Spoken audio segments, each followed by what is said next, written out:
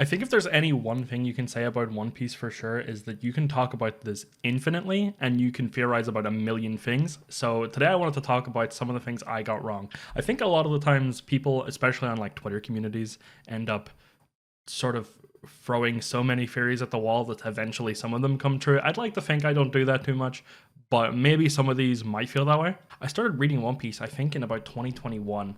So I'm pretty sure Wano was pretty well under its way. I remember whenever I started really catching up and getting out of the East Blue, that the anime was currently in the Udon prison, a part of Wano.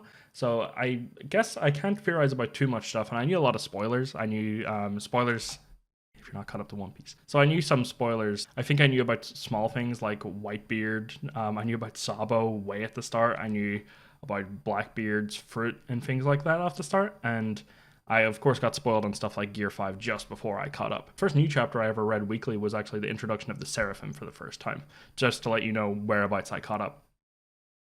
So I wanted to go over some theories that I had that I really thought were right, or I was really considering at the time, that just didn't age well at all. First up, this is a question that a lot of people had, but I think a lot of people had a much more basic and correct answer than I did, which is after Big Mom and Kaido were defeated, who were going to be the Yonko to replace them? Because it was kind of, everyone knew that it was time for Luffy to be one, so Luffy was always my bet for who would replace Kaido. A lot of people had predicted Law and Luffy, or Kid and Luffy. My big prediction was that it would be Kaido and Big Mom would be replaced by someone that had some relation to them. So Kaido, this whole long plan, the whole Emperor saga was about defeating Kaido with Luffy and Law. I think Luffy is more deserving of being a Yonko, especially because of all the pre-time skip stuff, Enies Lobby and Marineford, his involvement in that. So I believe that Luffy was going to be the Yonko that replaced Kaido. But then about replacing Big Mom, my actual big bet was Capone Beige. He might be a weird pick, and I guess he kind of falls more into the buggy category of influence to me, but I remember reading Whole Cake, there was such an emphasis on him talking about taking out the leader and having, once you've taken out this leader, then everyone under them would either scatter or be under your control. So I always thought that he was playing Luffy, knowing that eventually Big Mom would go to Kaido or go to Luffy and kill each other, essentially, or like he would be defeated in a way, or she would be defeated in a way that he would have nothing to do with.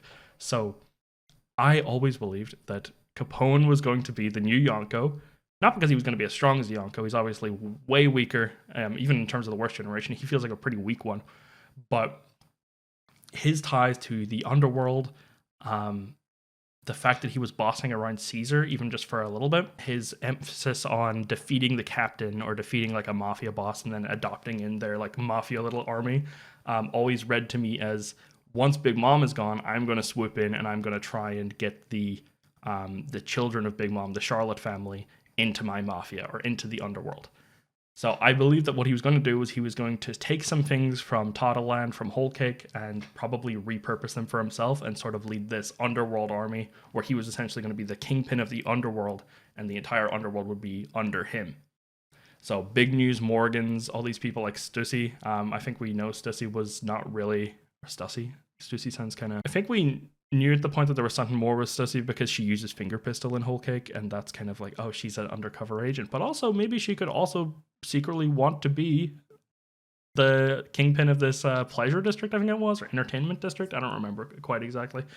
But yeah, there were a lot of things with Capone that I thought were not finished. I think he mentions at some point that he has a spear made of sea stone that I don't think he ever uses. And I was like, that seems like pretty important. How did you get that? Did you steal that from a marine? Because pirates very rarely have it. I think Kaido had some, and that was just because Wano is the producer of sea stone. So he had shackles to tie down Big Mom and for Luffy and all, I believe. But that felt pretty rare for Capone to have. So I thought maybe he's infiltrated the Marines a little as well. So I actually, the way I seen this going down was that Big Mom dies. Everyone goes crazy. We have the Perospero Katakuri argument about like which one actually deserves it. And I think what would happen is before Perospero comes home from Wano, Capone would talk to Katakuri and be like, hold on now, don't let Germa leave. Don't let Capone, or don't let Caesar leave. We can team up and we can make use of them because once they hear Big Mom is dead, a lot of people are going to come to Toddle Land. A lot of people are going to come for the road poneglyph. For now, until you guys figure out who is the leader, let's just ally and make sure we have a good defense for this area, especially him being the head of security, essentially. He betrayed Big Mom, obviously, but I think Katakuri felt a lot of empathy for Luffy, who said that he was going to kill Big Mom. If anything, he seemed pretty happy at the idea of him coming back later to kill Big Mom. So I don't know if that's really something that he would view as out of the question. So yeah, I think probably it would have been either Katakuri or Sparrow still ended up leading the Charlotte family. But I think Capone would have taken the heat, similar to how Buggy is, where he's like this front-facing sort of charismatic figure.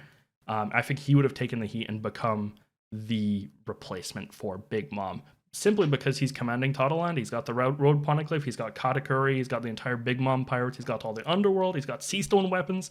Seems like he had a lot going on, and I thought for sure that Caesar, Judge, all these people were not going to escape. They were going to get repurposed and held as hostages.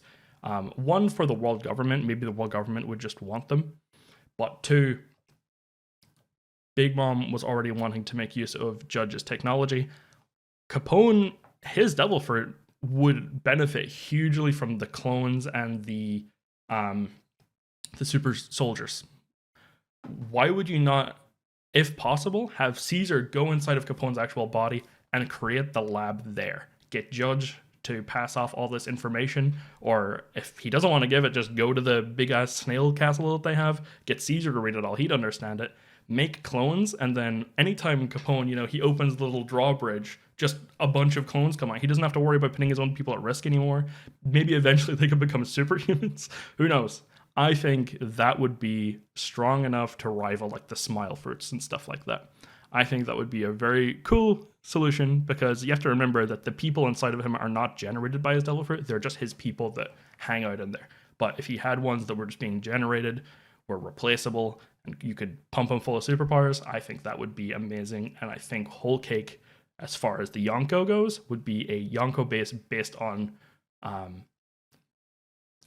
just a lot of excess, right? So many people, so many alliances, and who knows if that cloning technology mixed with Caesar's gigantification technology mixed together, just a bunch of giants coming out. It'd be good. He could do some serious damage, so I really believed he was going to do it. My next wrong theory is the question of who would replace Akainu and Aokiji, Sakazuki, and Kuzan as the next admirals during the time skip. I thought it was always really interesting how Akainu and Aokiji hated the shit out of each other, were so opposite, and then Kizaru was just sitting in the corner, like smoking up, not really giving a shit. So I believed that what was going to happen was that as Sengoku retired, he would get to select the next admiral, or one of the new admirals, and as Akainu or whoever got in control. First of all, I thought that Akainu was obviously going to be the one who became the fleet admiral, because I'd been spoiled that they fight over it. And also, Akainu gave a fucking all-star performance during Marineford compared to all the other admirals. So it was pretty obvious that Akainu was going to be the next one to me. But I thought it was going to be Sengoku would pick one as the guy going out, and Akainu would pick one as the guy coming in, just to sort of have that balance. And I believed that Akainu was going to pick Magellan. Why Magellan?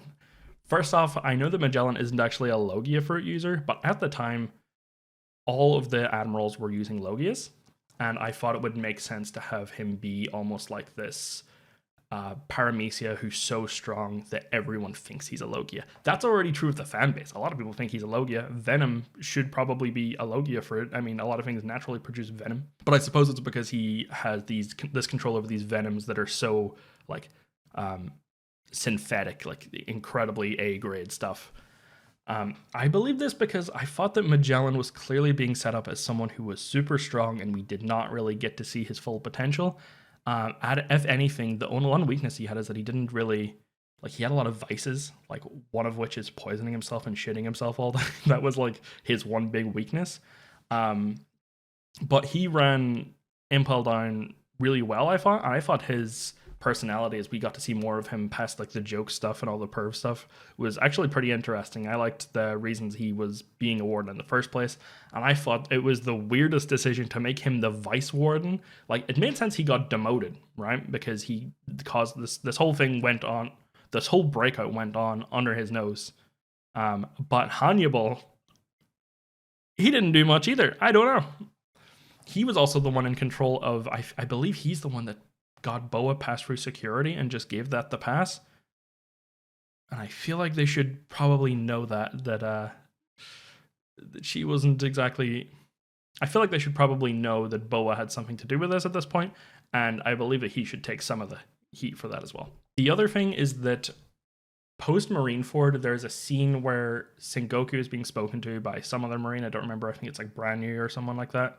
And what he's told about the news of Impel Down, what is currently happening. And one of the things that I thought stuck out to me quite strongly was that Magellan tried to commit suicide. That he was so betrayed by this loss, or he was so devastated over it, that he was like, I just need to end my life. This is the worst. And Sengoku tells him, no, make sure he's okay. Make sure he doesn't do anything stupid now. But then Sengoku also talks about the importance of these Impel Down, the lowest level, all these prisoners getting out, all these people that they had to cover up. All these people getting out was such a huge deal, and it was setting that up for the time skip, that a lot of these people were going to be relevant. I don't know if they were. A lot of them were Blackbeard's people, and Rock's stuff, a lot of his crimes had to be hidden. So maybe it's going to be more relevant to Rock stuff. We know Blackbeard and Rocks are clearly connected if you're caught up. But yeah, I believed that what would happen was that Magellan would take the demotion, and he would instead spend like 1 year just training to join the Marines and work his way up the ladders. And in the second year, he would join the Admirals, but he would have this special mission to hunt down and bring back every single prisoner that got out. So including Luffy, including Blackbeard's crew. I thought that would be a really cool thing, because we have... it's kind of rare to see Marines with more specific missions. That's one thing I loved about Smoker and Tashigi, is that they had these goals almost like the pirates, and they had reasons for wanting to do them. Tashigi wanting to take back all these crazy swords from the pirates who are like using them for awful reasons. I guess she's just going to put them on display somewhere. I don't know if she's going to be handing those out to Marines.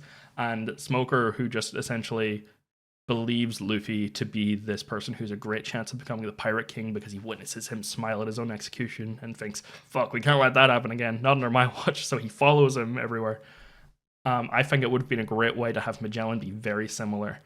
Maybe have Smoker under his army after a while, and I think he was going to lock in and take things really, really seriously for a while. I think it would also be cool to have his admiral name just be like Purple Dragon, right? Because he has this Hydra that he's known for. He's already associated with a purple animal coming out of him, and I think it fits better than Fujitora being a purple tiger. I also think that Magellan is one of those characters that it doesn't really make sense that they don't have hockey.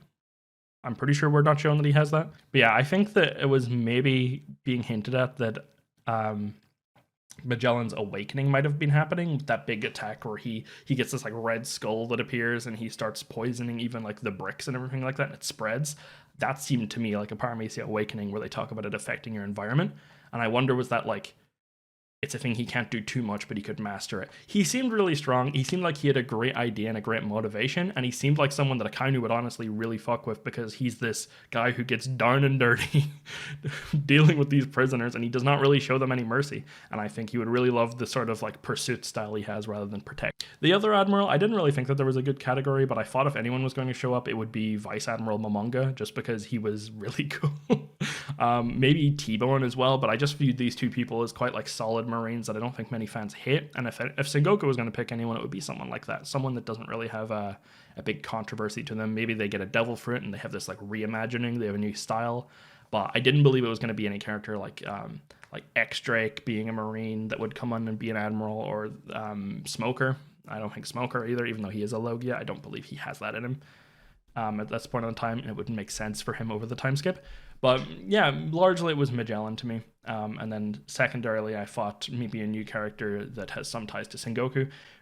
Green Bull was, I guess, the Akainu pick, and to me, Fujitora is very similar to Sengoku. So maybe there was a little bit of merit in that, but I didn't see either of those characters coming because they were new characters. My next is just a simple one, which is one that was very funny when I was talking to people that read One Piece whenever I was just starting, which is that who would eat the flame fruit, the Mera Mera no Mi, after Ace kicks the bucket? I thought it was already decided because I thought I'd been spoiled. I was sure it was Sanji. This is just because I knew about Ace's death and I knew about Sanji's Diable Jambe. I didn't know it was going to be a thing where he unlocks it during Eni's lobby, and I also didn't know about any of the Lunarian connections that a lot of people are making.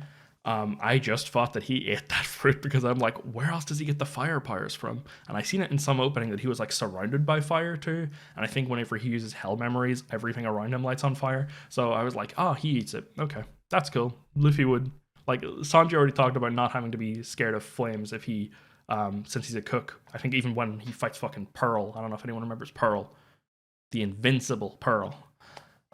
But yeah, I thought it made sense for it to be him. He would have been a good user. I also thought maybe he would have taken the mantle of like Redfoot Zeph, because he's currently Blackleg Sanji, which I think is cool because he wears a suit, but also it could be about armament hockey. But what if he also got that name Redfoot Sanji from using Diable Jambe? Instead of like red soaked in blood like Zeph, but like red hot, you know? But that didn't end up happening. Sabo is a character you will quickly learn I do not fuck with all that much, but I guess it makes sense for him to get it. I guess Ace 2 should get it, right? The next one I had is a little more recent. It is about who the Egghead Traitor was.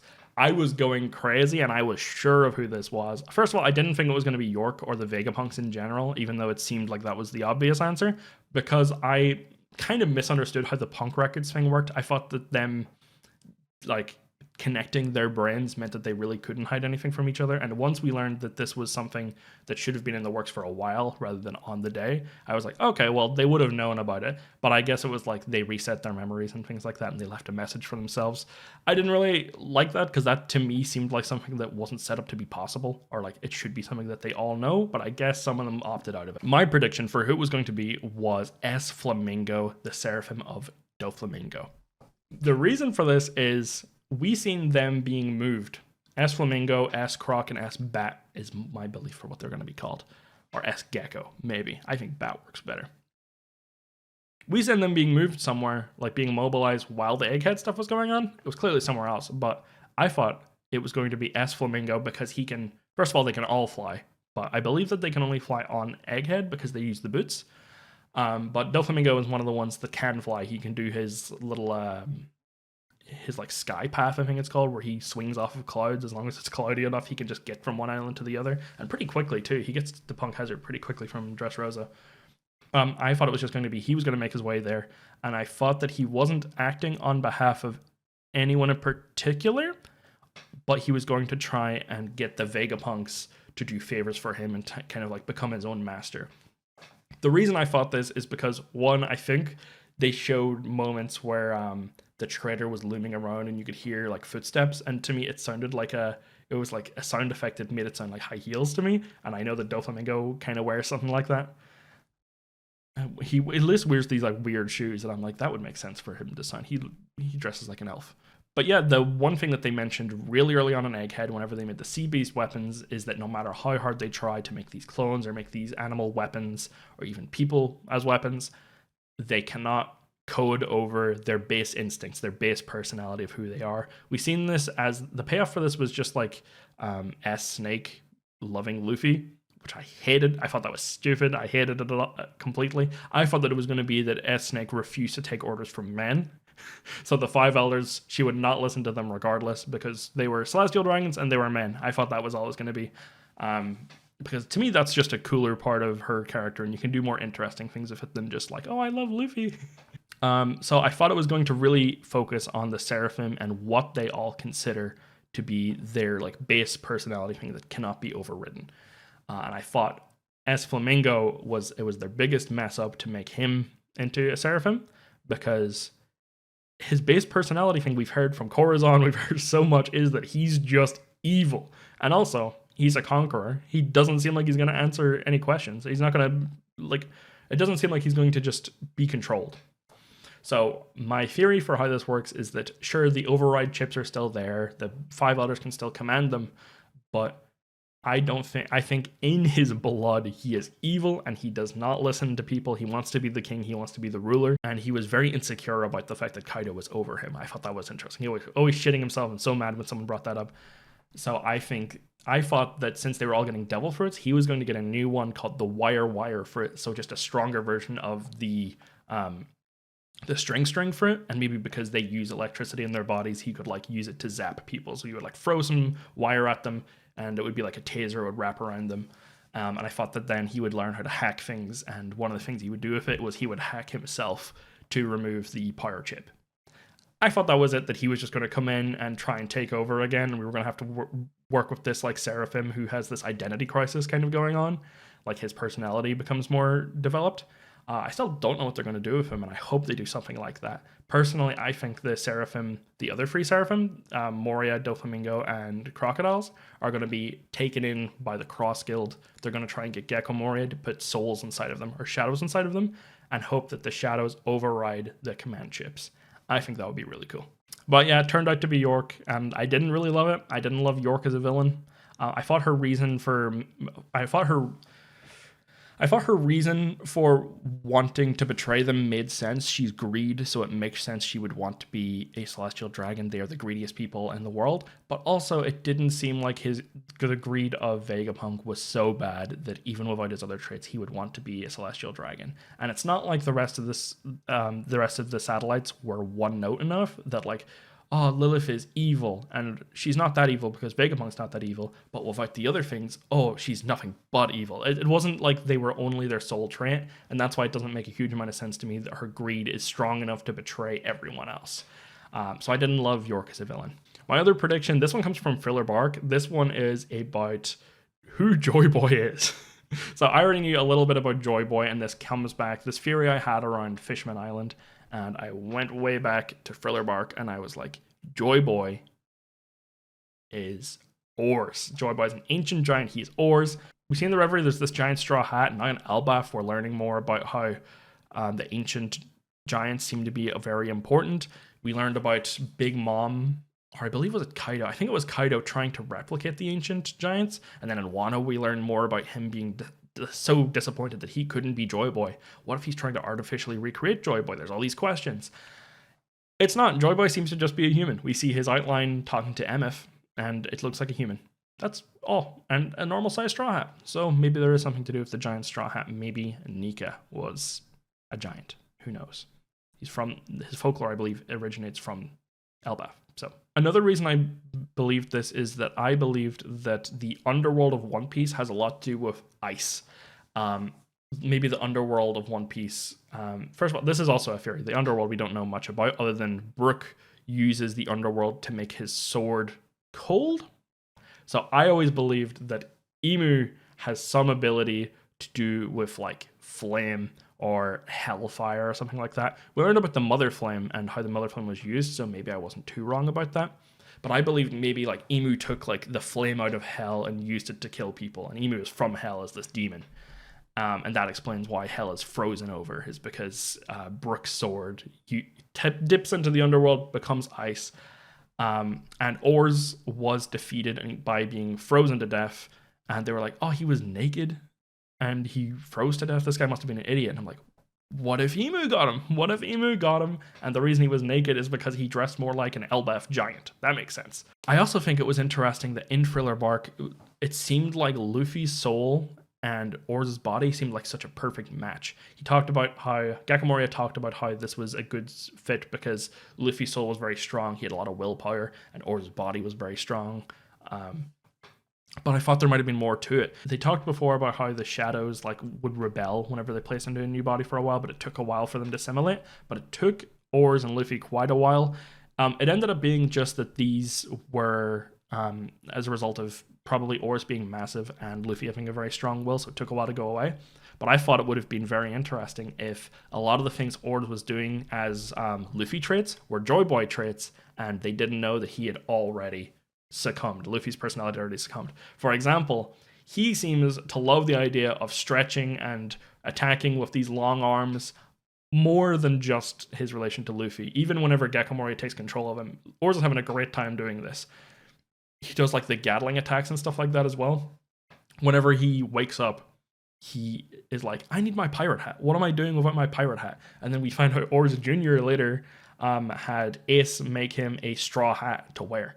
And we have the straw hat marriage. Well, is that really that crazy an assumption to believe that Oars had a straw hat? But yeah, I thought it was just because we always assumed that Joyboy had the straw hat. We always assumed it was connected to something with Luffy. And I thought it made sense that both of them had this obsession with hats. So maybe it was a trait that both of them had.